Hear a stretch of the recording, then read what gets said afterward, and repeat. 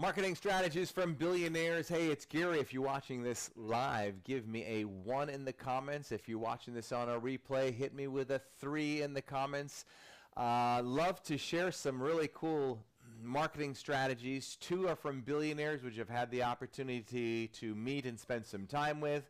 And I think it's so important to listen and understand the foundation of some of these marketing strategies from these very successful people, because it's so easy. It's so easy to want to quit when competition comes in, or we don't know how to express the benefits of maybe our products or services. Also, if this is the first time meeting me or seeing me, or even if it's not, and if you haven't subscribed, liked, or commented, I'd like to get to know you a little bit more. Please do that. All right, so let's run over here to the whiteboard and talk about some of these awesome strategies. All right, the first one is from my personal billionaire mentor, and it looks like we have some really dark lighting here. Bear with me. This is probably not going to improve it much, but anyway. All right, so the first one is Sandals Resorts. Sandals Resorts.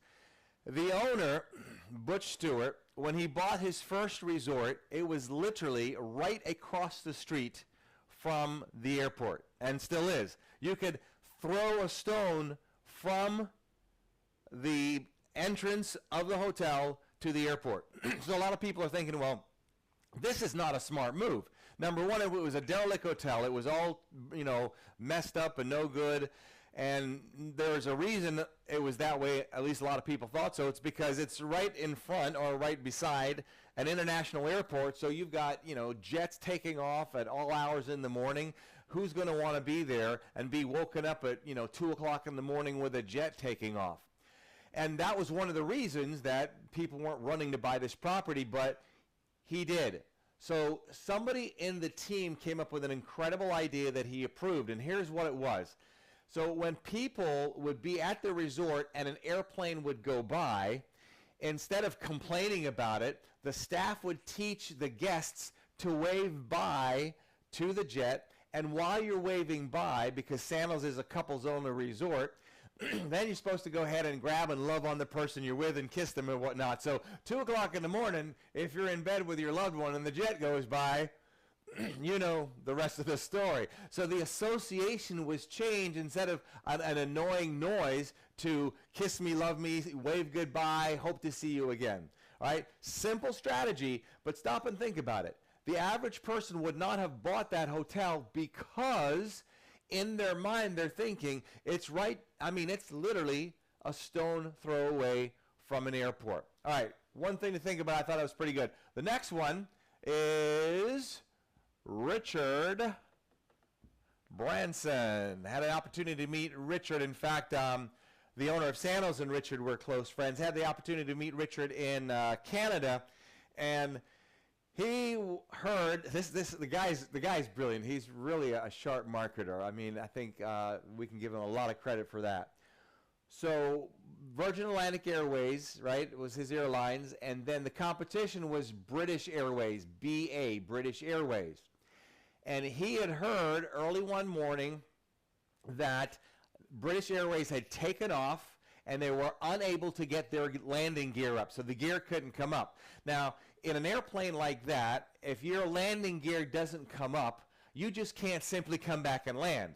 There's a weight limitation on the aircraft. So that weight limitation has to be met. So in other words, they have to jettison and fly around and get rid of all that fuel before they can land.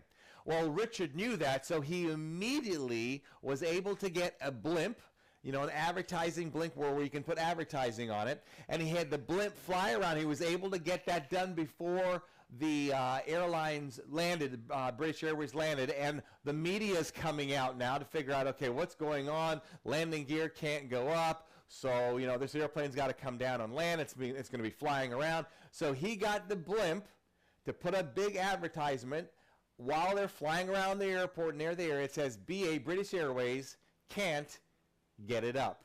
All right? So taking advantage of marketing strategy. Now, this next one, I really, really like this next one. And here's the reasons I'm sharing this with you. It's so easy especially when you're young in business and maybe you don't have a tremendous amount of capital. It's so easy to want to quit. It's so easy not to be thinking creatively. And marketers who are very, very successful, one of their abilities is to really think, lack of a better terminology, to think out of the box, but their creating strategy is genius. If you've seen the recent one with Tesla with their new, I guess it's a pickup or whatever, brilliant strategy. They've got this Tesla, if you haven't seen the ad, and the Tesla is racing a Porsche, and it's saying it can beat a Porsche by whatever. It's faster than a Porsche. And then all you see is this new Tesla truck and the Porsche, right, as it's racing. And then the camera shoots, and top of that, the Tesla truck is pulling a Porsche behind it, not to mention racing the Porsche and beating it. These are strategies that you've got to really think through and think out, but that's a brilliant one. So here's another one, and I'm going to wrap up here because I know you've got a full day today. And this one is one about competition. Bear with me here. And I got phones ringing and all that good stuff. I can't get all this stuff. Oh, yeah. Okay, so here's a cool one. So this one is about a beauty salon. So here's the beauty salon. This beauty salon is charging, let's say, $25 for a haircut. So imagine now you're charging $25 for a haircut. Business is doing well. And then you hear across the street, we've got one of these low-budget salons coming in where they charge $6 for a haircut. Now, I want you to be thinking about this for a moment. Let's say that you're doing very well. You're doing $25 for a haircut. Business is great. And then you see the competition across the street. They put a big sign that says $6 haircuts. I think most people, if they owned a beauty salon charging $25 and they see the competition charging $6, that might cause you a little bit of a concern. And unfortunately for a lot of people, their thought process goes pretty negative, as opposed to, okay, can we come up with a very smart marketing strategy that really changes the game? So here's what this person did. Brilliant, brilliant, brilliant. So keep in mind that we're charging $25 for a haircut. Competition across the street is charging $6 a haircut. That's pretty cheap compared to your $25. So we charging $25, we put a sign in our window that says, we fix $6 haircuts. Oh, that's so good. Need I say any more? The bottom line is this is what marketing is all about. The marketing strategies to get the edge, not only against the competition necessarily, but to bring in more company business, to bring in more customers, and to create a marketing atmosphere within your team that you think this way. It's so easy to go down the negative rabbit hole and think, oh my goodness, we're charging $25 for a haircut. The competition is charging $6. What are we going to do? What are we going to do? As opposed to when you think differently as a marketer, this is the type of stuff you come up with. All right, hope you've enjoyed today's video. This is good stuff. This is the stuff that gets me like excited about business, because when you're thinking this way, you become very, very creative and you become more successful at what you do. I'm out of here. Between now and the next time we get to chat, you know what to do.